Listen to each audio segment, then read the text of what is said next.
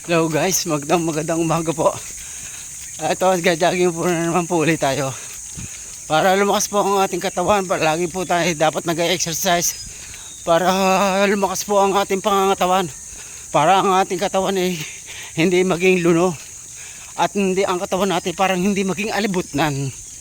Kailangan natin para ang ating puso ay lumakas. Kailangan po na natin tayo ay mag-exercise para sa trabaho po. Para ang ating trabaho ay hindi natin po napapabayaan. At isa pa para ang ating kalusugan ay lalong sumaya, sumigla. At hindi po lagi nangangamba na lagi na lang po tayo lambutin ang ating mga tuhod. Kailangan malakas po ang ating mga tuhod.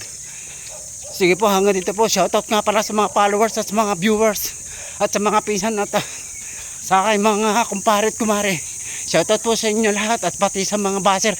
Shoutout na rin po sa mga baser. Sige po, hanggang dito na lang po.